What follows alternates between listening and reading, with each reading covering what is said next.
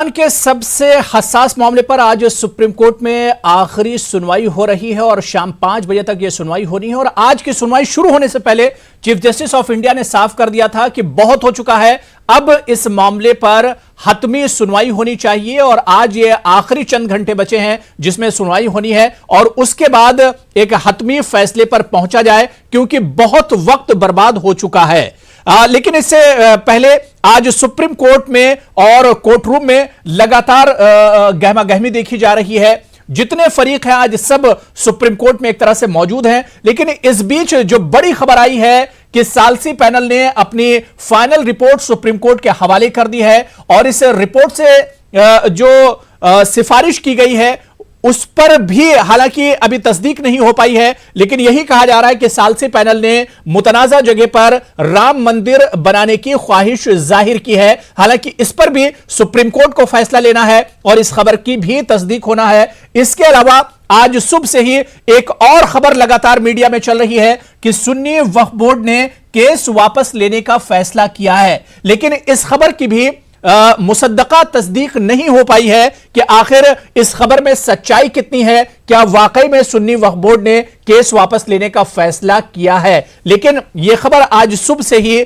लगातार मीडिया में चल रही है और इस खबर पर भी एक तरह से तशवीश जाहिर की जा रही है। लेकिन हमें इंतजार है कि इस खबर पर तस्दीक हो, मुसद्दका एक तरह से तस्दीक हो जाए, उसके बाद ही इस खबर पर एक तरह से मोहर लग सकती है। लेकिन आज सबसे अहम खबर यही है कि आज शाम 5 बजे तक यह बहस पूरी होनी है।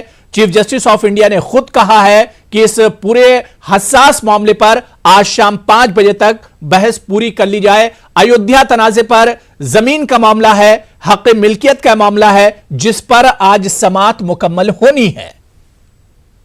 आपको बताते चलें कि आज शाम 5 बजे तक सुप्रीम कोर्ट में समाअत होगी और समाअत के बाद फैसले को महफूज कर सकता है सुप्रीम कोर्ट और आने वाले 1 महीने के बाद इस हसास मामले पर फैसला भी आ सकता है। लोगों की नजरें आज सुप्रीम कोर्ट पर हैं कि आखिर क्या कुछ बहस चल रही है, क्योंकि आखिरी 4 घंटे की बहस और बची है। लेकिन इस बीच जो लगातार खबरें जराए के हवाले से और हम न्यूज़ 18 उर्दू के हवाले से जो खबरें आ रही हैं कि कोर्ट रूम में काफी गहमा गहमी देखने को मिल रही है, काफी हलचल है। तमाम फरीक आज एक तरह से कोर्ट रूम में मौजूद हैं। सीधे लखनऊ का रुख करेंगे, तारिक कमर हमारे साथ जुड़े हुए हैं, खुर्रम शहजाद भी लगातार दिल्ली से हमारे साथ जुड़े हुए हैं। मैं तारिक कमर आपके पास आना चाहूंगा।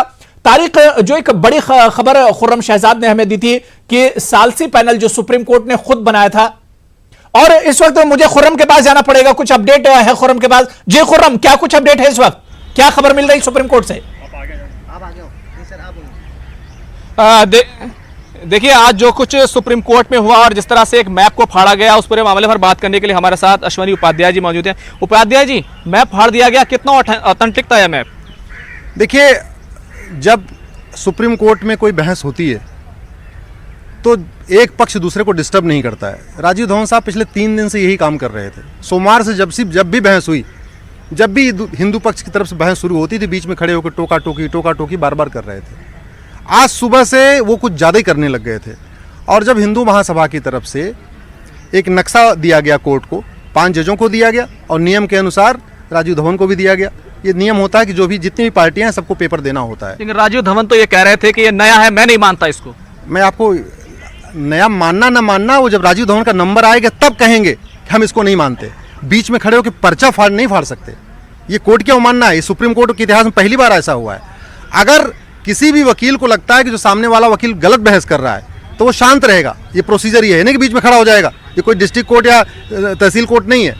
यहाँ पे आदमी बैठा रहता है, शांत रहता है। जब उसको अभी राजीव धवन को 2 बजे से अपनी बहस शुरू करनी है। इनफैक्ट अंतिम जो 3 घंटा है 2 बजे से लेकर 5 बजे तक राजीव धवन को ही करना है। वो उनको करना है। मेरा आपसे सवाल ये था कि ये जो नक्शा है ये कितना ऑथेंटिक है और अब तक ये क्यों कोर्ट के सामने नहीं आ सक रहा था? ये नक्शा कई बार दिया जा चुका है। ये पहली बार विकास सिंह चूंकि बहस कर रहे हैं तो विकास सिंह अपनी तरफ से दिए। ये नक्शा कोई नया नहीं है भाई। हर वकील जब आता है तो अपने नए आर्गूमेंट लेके आता है। उसी नक्शे को विकास सिंह जी अलग तरीके से एक्सप्लेन कर रहे थे कि यहाँ पे सीता रसोई है, यहाँ पे राम चबूतरा है, यहाँ पे जन्म स्थान, वो एक्सप्लेन कर रहे थे पॉइंट आउट। जजेज भी बाकायदा उन पॉइंट को देख रहे थे कि 20 फीट की दूरी पे, 30 फीट की दूरी पे, जो एक्सप्लेन कर रहे थे। मुझे लगता है कि बहुत ही दुर्भाग्यपूर्ण हुआ है जो आज सुप्रीम कोर्ट में हुआ, ऐसा नहीं होना चाहिए। बहुत बहुत शुक्रिया। तो अबू हुरैरा अपडेट यही है, ये नक्शा कोई नया नहीं है बल्कि पुराना नक्शा है जिसको विकास सिंह ने रखा था और उसको लेकर के राजीव धवन को दिया गया था, उसकी कॉपी भी दी गई थी, लेकिन राजीव धवन का कहना यह था कि ये नया है और इस मामले में वो इसको नहीं मानते। उस पर चीफ जस्टिस ने कहा था कि फिर भी सुन लेने में क्या दिक्कत है। तो बहरहाल अपडेट अभी यही है कि अभी कुछ देर और अभी लंच हो गया है, उसके बाद फिर से सुनवाई शुरू होनी है। मामला काफ़ी गर्म हो गया था, जिसके बाद वकीलों ने सुप्रीम कोर्ट में जो एक तरह से कहना चाहिए कि सॉरी कहा और उसके बाद ये मामला ख़त्म हो गया है। लेकिन राजीव धवन के ऊपर जो हिंदू पक्ष के वकील हैं वो लगातार जो है अब सवाल उठाना उन्होंने शुरू कर दिया है। हुरैरा, बिल्कुल जाहिर सी बात है। तो आज काफ़ी गहमा गहमी और जिस तरह से नुमाइंदे खुर्रम शहजाद ने बताया कि आज भरी कोर्ट में जिस तरह से राजीव धवन ने हिंदू पक्ष का जो नक्शा जो पेश किया गया था उसे फाड़ दिया और उसके बाद कहीं ना कहीं गहमा गहमी और ज़्यादा कोर्ट रूम में बढ़ गई थी। अभी हालांकि लंच हो गया है, लेकिन लंच के बाद भी क्योंकि आज आखिरी दिन इस मामले पर सुनवाई का है, इस वजह से लंच के बाद फिर से एक बार बेंच बैठेगी और ये सुनवाई शुरू होगी। मैं तारिक कमर आपके पास आना चाहूंगा। तारिक कमर, अब से कुछ देर पहले ही खुर्रम ने खबर दी थी कि सालसी पैनल ने अपनी फाइनल रिपोर्ट पेश कर दी है और इस रिपोर्ट के हवाले से जो खबर मिल रही है तारिक कमर वो यही है कि पैनल ने ख्वाहिश जाहिर की है कि मुतनाज़ा जगह पर राम मंदिर तामीर किया जाए।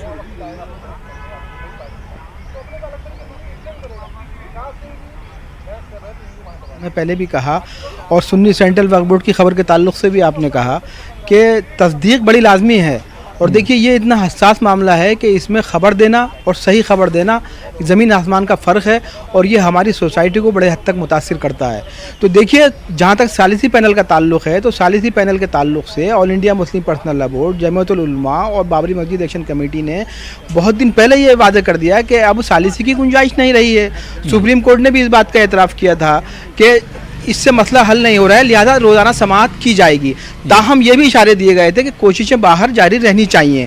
इसके अलावा एक आउट ऑफ कोर्ट कमेटी जो बनी थी उसने भी, हमने कल भी खबर ये चलाई है कि उसने भी ये मान लिया है कि अब इसका जो वाहिद हल है वो सिर्फ और सिर्फ सुप्रीम कोर्ट के ज़रिए आना है और रोज़ाना समाअत के बाद आना है, जिसकी कि आज आखिरी समाअत है। तो देखिए चाहे मामला सुन्नी सेंट्रल वक्फ बोर्ड का हो चाहे सालिसी पैनल का मामला हो, ये जब तक बाज़ाब्ता तौर पर कोई जिम्मेदार शख्स इस पैनल से जुड़ा हुआ या सुन्नी सेंट्रल वक्फ बोर्ड के चेयरपर्सन खुद ये कोई एतराफ़ न कर लें, तब तक हम ये मानते हैं कि वही बात सही है जो सुप्रीम कोर्ट की जानिब से हमें अनकरीब या बाद में वाज़ेह की जाएगी। और देखिए यहाँ पर सबके मौक़िफ़ बिल्कुल क्लियर हो चुके हैं। जितने भी हिंदू फरीक हैं उन्होंने भी ये कह दिया है कि हम अब अदालत पर मुनहसिर हैं। जितने मुस्लिम फरीक हैं उन्होंने भी ये एतराफ़ कर लिया है कि सिर्फ़ और सिर्फ अदालत उज़्मा का फ़ैसला ही काबिल कबूल है। तो अब ये जो दूसरी चीज़ें गर्दिश कर रही हैं, मैं नहीं समझता हूँ कि इनकी बहुत ज़्यादा अहमियत है। और बिलखुसूस एक ऐसे दिन जब तारीख साज फैसला महफूज करने का दिन है, जब आखिरी समाअत चल रही है, चंद घंटे इस मुकदमे की पूरी समाअत के लिए बस दरकार और हैं, तो ऐसे में अगर कोई अफवाह गर्दिश करती है तो उसको नज़रअंदाज करना ज़्यादा मुनासिब है। क्योंकि हमारा पूरा मानना यह है, पूरी सोसाइटी का, पूरे हमारे दस्तूर आइन की रोशनी में ये हम कह सकते हैं कि देखिए सुप्रीम कोर्ट जो है जो करेगा वो इंसाफ वही काबिल कबूल होगा और वही हमारे आइन और दस्तूर के हिसाब से बेहतर भी है। क्योंकि अभी तक सब लोगों को, अमन पसंद लोगों को, बिल्कुल, और जो लोग लेकिन तारिक मेरा एक सवाल ये है कि क्या आपको नहीं लगता है कि कई मुस्लिम फरीक एक तरह से इस पूरे मामले में थे और शुरू से ही हमने देखा, बल्कि अब आखिरी दिनों में यह चीज और खास तौर से देखी गई कि ये फरीक कहीं ना कहीं बटे हुए नजर आए, इनमें बहुत ज्यादा इत्तेहाद नजर नहीं आया जिस तरह से अब आखिरी दिनों में, हालांकि इस खबर की तस्दीक नहीं हुई, लगातार हम अपने नाजरीन को बता रहे हैं कि सुन्नी वक्फ बोर्ड की तरफ से जो खबर आ रही है, लेकिन कहीं ना कहीं जो मुस्लिम फरीक थे वो एक प्लेटफॉर्म पर इस हसास मामले को लेकर नजर नहीं आए। तारिक, देखिए बिल्कुल सही है, आपने सही निशानदेही की है, लेकिन एक बात बता दूं मैं आपको कि तमाम मुस्लिम फरीक़ैन में ऐसा नहीं है।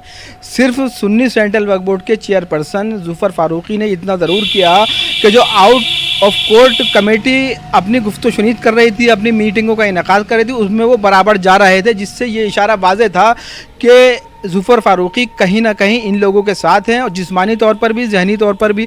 तो देखिए ये जो फिजिकल अप्रोच था उनका, ये इशारे दे रहा था कि वो चाहते ये हैं कि आउट ऑफ कोर्ट फैसला हो जाए। और जो उनकी मौजूदगी, क्योंकि मैं उस मीटिंग में खुद कवरेज के लिए गया हुआ था, मैंने देखा जुफर फारूकी वहाँ तशरीफ़ रखते थे और उन लोगों के साथ बाकायदा मकालमा जारी था, जो लोग ये चाहते थे कि मस्जिद का फैसला बाहर हो। और देखिए एक बात और बता दूं इसके पस मंज़र में, वो लोग चाहते ये थे कि मस्जिद का फैसला बाहर हो, लेकिन फैसले से ज़्यादा जो वहाँ पर एक अंजामी सूरत हाल निकल कर आ रही थी वो ये थी नताइज के तौर पर कि मस्जिद को सरेंडर कर दिया जाए, जिसके खबर की गर्दिश या अफवाह की गर्दिश करने के बाद दूसरे अहम फरीक़ैन ने ये कहा कि नहीं, ये लोग मस्जिद का फैसला नहीं चाहते हैं बल्कि सरेंडर करना चाहते हैं। तो इसकी मुखालफत शुरू हुई, और जब बाबरी मस्जिद एक्शन कमेटी की जानिब से जुफर फारूकी से ये बात तलब की गई कि साहब आपने क्या कुछ ऐसा किया, तो उन्होंने खुद को, अपने कदम को पीछे हटा लिया। तो देखिए जहाँ तक सुन्नी सेंट्रल वक्फ बोर्ड का ताल्लुक है, जुफर फारूकी का ताल्लुक है, तो कहीं ना कहीं उनके एतबार से खदशे जो अंदेशे थे वो तो सही थे। ताहम बात चाहे जमातुल उलमा की हो या all India Muslim personal law board की हो, बाबरी मस्जिद एक्शन कमेटी की हो या दूसरी तमाम तर इनकी हमनवा तंजीमें की हो, तो बहुत ज़्यादा फ़र्क या फासला नहीं था ज़हनी तौर पर। हाँ देखिए, जहाँ पर 10 लोग होते हैं, 10 तंजीमें होती हैं, ज़िम्मेदार लोग होते हैं, अपनी अहम मनसबों पर होते हैं, तो कहीं ना कहीं उनमें कोई क्लैशेस ज़रूर होते हैं, शख्सी तौर पर भी हो सकते हैं, समाजी तौर पर भी हो सकते हैं, इन मसाइल को लेकर भी हो सकते हैं, इससे इनकार नहीं किया जा सकता है। ताहम इतना ज़रूर है कि बहुत ज़्यादा फासला नहीं था। हाँ, फासले की जो बुनियादी वजह थी, बुनियादी सबब था, वो जुफर फारूकी की फ़िज़िकल और दूसरी अप्रोचेस थी, जिसकी वजह से कहीं ना कहीं लोग खदशो अंदेशों में मुब्तला हुए और मामला यहाँ तक पहुँचा कि आज ये अफवाह भी गर्दिश करने लगी कि उन्होंने हलफनामा दाखिल कर दिया। हुरैरा बिल्कुल तारिक, अगर हम इस पर मुस्लिम दानिश्वरों की ख़ासतौर से जो इंटेलेक्चुअल सो कॉल्ड जो इंटेलेक्चुअल जो मुस्लिम तबका कहा जाता है, उसमें भी हमने देखा कि ये तबका भी कहीं ना कहीं बटा हुआ नजर आया। 2 दिन पहले आपने खुद लखनऊ में कवर किया था, जिस तरह से कुछ मुस्लिम इंटेलेक्चुअल एक प्लेटफॉर्म पर जमा हुए थे, इंडियन मुस्लिम फॉर पीस के नाम से जो ऑर्गेनाइजेशन चला रहे हैं, उन लोगों ने कहा कि जो भी फैसला आए और अगर खासतौर से मुसलमानों के हक में फैसला आता है तो हिंदू भाइयों को राम मंदिर के लिए ज़मीन तोहफे में दे देनी चाहिए, ताकि हिंदुस्तान की गंगा जमनी तहजीब और आपसी इत्तिहाद एक तरह से बना रहा है। और इससे पहले हमने देखा कि सलमान नदवी ने भी इस तरह का मामला उठाया था कि सालसी के जरिए ही इस मामले को हल किया जाए। तो जो मुस्लिम इंटेलेक्चुअल्स जो थे वो भी कहीं ना कहीं एक सतह पर बटे हुए नजर आए इस पूरे मामले को लेकर।